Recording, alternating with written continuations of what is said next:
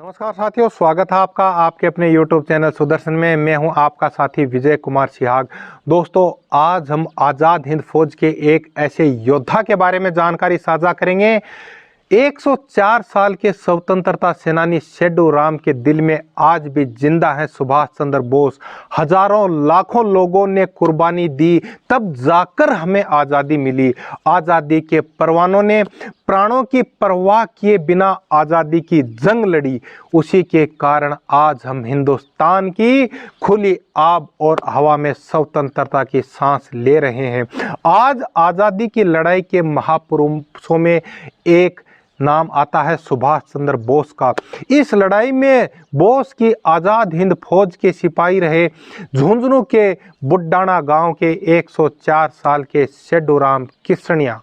दोस्तों, वृद्ध हो जाने से सेडू राम की याददाश्त पहले जैसी नहीं है, लेकिन आज भी उनके जहन में आज़ादी के और संघर्ष के दिन याद हैं, जिन्हें बताते बताते वो भावुक हो जाते हैं। इन्होंने अपने घर परिवार को छोड़कर आज़ादी की जंग लड़ी और देश को आज़ाद करवाने में अपना योगदान देकर वापस लौटे।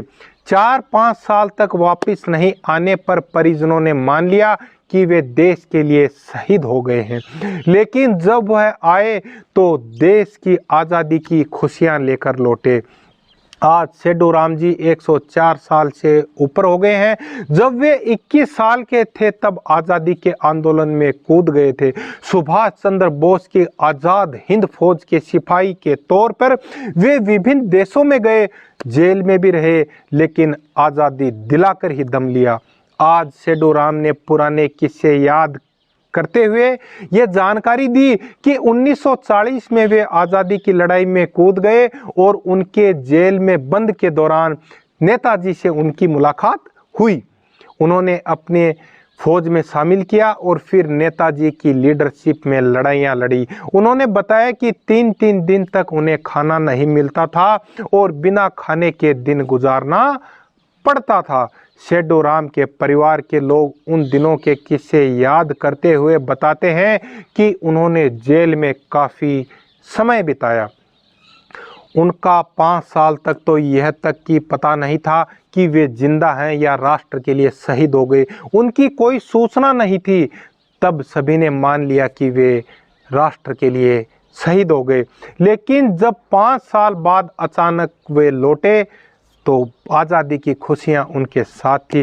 उस वक्त रेल में बैठकर सेडू राम रतन शहर के स्टेशन आए थे तो न केवल परिजन बल्कि ग्रामीण पहुंचे और उनका जोरदार स्वागत किया। गांव आने पर भी गांव के लोगों ने उनका सत्कार किया और आज परिजन उनका पूरा ख्याल रख रहे हैं। वहीं रिश्ते में लगने वाले उनके पुत्र पोत्री भी उनसे आज़ादी की कहानी के किस्से सुनते रहते हैं। शुभम और पोत्री स्नेहा ने भी बताया कि दादाजी के जीवन से हमें प्रेरणा ली है और गांव के लोग भी प्रेरित होते हैं। दादाजी ने आज़ादी की लड़ाई लड़ी तो देश सेवा का जज्बा हमारे अंदर भी होना चाहिए। उनके भाई फौज में हैं और वो भी फौज में जाकर राष्ट्र की सुरक्षा और सेवा के लिए अपना जीवन अर्पित करना चाहते हैं। इसके अलावा दादाजी नशे के सख्त खिलाफ हैं। इसी कारण हमारे परिवार में कोई भी नशा नहीं करता। साथ ही उनकी पुत्री स्नेहा ने कहा कि विडंबना है कि आज़ादी के इन दीवानों के नाम से गांव में कुछ भी नहीं है, ताकि उनकी याद को चिर स्थायी बनाया जा सके और उनके नाम और जीवन से लोग प्रेरणा ले सकें। सरकार शहीदों और स्वतंत्रता सेनानियों के नाम से स्कूल कॉलेजों का नामकरण कर रही है, ताकि उनकी याद चिर स्थायी रहे और आने वाली पीढ़ी इन स्वतंत्रता सेनानियों के जीवन से प्रेरणा ले सके। यही ख्वाहिश परिजनों की है, ताकि स्वतंत्रता सेनानी सेडू राम के जीते जी नामकरण हो, ताकि उनकी यादें चिर स्थायी और प्रेरणादायक रह सकें। तो दोस्तों, आज के वीडियो में हमने जानकारी साझा की झुंझुनू जिले के ग्राम खुड्डाना के उस बहादुर योद्धा की, नेताजी सुभाष चंद्र बोस के उस कर्मठ सिपाही की जो आज भी 104 वर्ष की उम्र में नेताजी की स्मृति अपने मस्तिष्क और दिल में लिए हुए है।